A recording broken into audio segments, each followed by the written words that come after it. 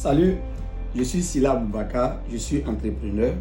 J'ai décidé de faire des vidéos pour motiver les jeunes issus de familles défavorisées qui pensent qu'on ne peut pas partir de zéro pour réussir sa vie. Dans mes précédentes vidéos, j'ai mis beaucoup l'accent sur les enfants qui sont les cadres de demain qui constituent l'avenir. Aujourd'hui, je vais m'appuyer sur un segment, comment choisir l'orientation de sa vie. C'est-à-dire, dans mes précédentes vidéos, j'ai expliqué comment un parent doit mettre le canal de communication entre lui et son enfant pour que l'enfant puisse l'écouter. J'ai après expliqué comment les parents doivent amener les enfants à être disciplinés pour pouvoir écouter les enseignements à l'école. Après cela, j'ai demandé à ce que les parents fassent tout, mettent tout en œuvre pour rendre les enfants responsables, pour que les enfants commencent à côtoyer le monde du travail. Le monde du travail, c'est quoi? Apprendre à exécuter les instructions qu'on vous donne et rester responsable. Être responsable, ça veut dire être capable de rendre les enfants capables. C'est-à-dire, lorsque vous avez établi un canal de communication entre vous et puis l'enfant qui fonctionne, qui fait que quand vous dites quelque chose à l'enfant, l'enfant écoute. Lorsque vous avez montré à l'enfant pourquoi il va à l'école, pour qu'il comprenne le sens de l'école, lorsque vous avez rendu l'enfant capable, vous lui avez montré, vous lui avez permis de faire une immersion dans le monde de l'emploi pour que l'enfant puisse comprendre quand on va au travail, voilà comment ça fonctionne à travers les jobs de vacances en responsabilisant l'enfant à la maison. À partir du moment où vous avez fait ça, ça veut dire que vous avez fait une bonne base. Mais une fois que la base est bien constituée, qu'est-ce qui reste maintenant? Il faut aider l'enfant à faire son orientation professionnelle, c'est-à-dire quel est le métier qui va permettre à l'enfant de réussir sa vie. Et cela, vraiment, nous les parents, ou bien nos parents, nos parents, ils ont fait beaucoup d'erreurs. Nous commettons beaucoup d'erreurs, nous les parents, parce que nous voulons que les enfants réalisent nos rêves. C'est-à-dire, je voulais être médecin, comme je n'ai pas été médecin parce que les conditions n'étaient pas encore réunies, je n'avais pas suffisamment de moyens pour pouvoir financer mes études, ou bien mes parents ne pouvaient pas financer mes études, je veux pousser mon enfant à aller vers la médecine. Ou bien j'ai un métier qui me passionne, qui me plaît parce que mon collègue est de ce métier-là, c'est mon patron. Ou bien je suis influencé par un métier, je veux forcément que l'enfant fasse ce métier-là. Il faut que vraiment nous les parents, on fasse beaucoup attention sur le choix de l'orientation de nos enfants.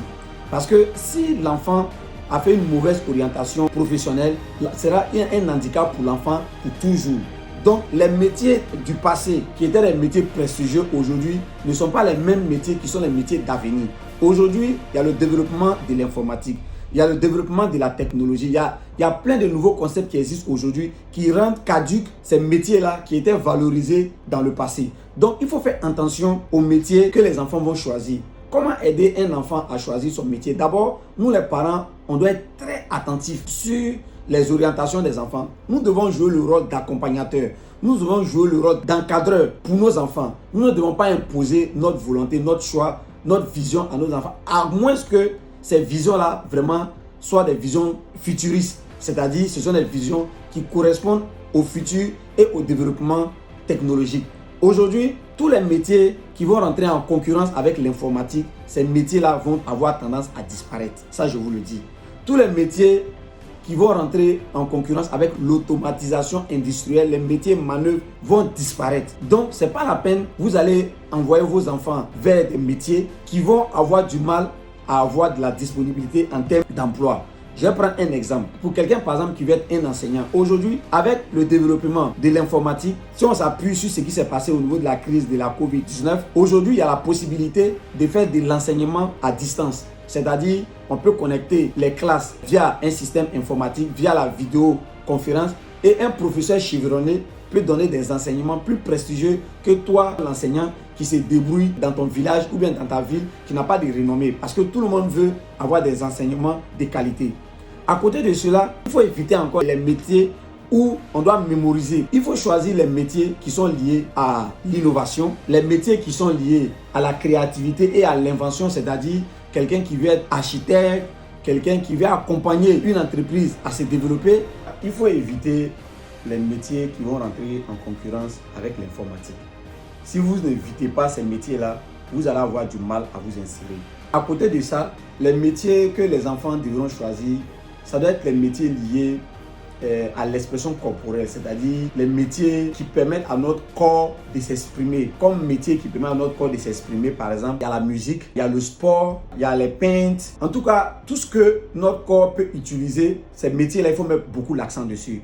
En plus de cela, il faut mettre beaucoup l'accent sur les métiers liés à l'émotion, c'est-à-dire les métiers qui permettent d'utiliser les émotions pour pouvoir atteindre des objectifs, c'est-à-dire des métiers liés au marketing, les métiers liés à la créativité. Il faut beaucoup choisir ces métiers-là. En plus de ces métiers, il faut aussi inculquer des valeurs à l'enfant parce que vous avez beau avoir des compétences, mais s'il n'y a pas de valeurs qui accompagnent ces compétences-là, ça ne va pas vous servir et ça ne va pas aller loin. Quelles sont les valeurs dont il s'agit? Il s'agit de l'honnêteté, il s'agit de l'intégrité, il s'agit de la reconnaissance, il s'agit du partage. Nous devons apprendre à partager, nous devons apprendre à être reconnaissants, nous devons apprendre à dire merci, nous devons apprendre à reconnaître la valeur des gens qui nous ont apporté quelque chose. C'est très important. Si vous êtes compétent, si vous avez beaucoup de connaissances, vous êtes intelligent et que vous n'avez pas de valeur, ça ne va pas vous servir à quelque chose. Donc, je vais m'arrêter là. Dans la prochaine vidéo, je vais parler du choix des écoles parce que c'est très important. Restez connectés et à très bientôt pour notre prochaine vidéo.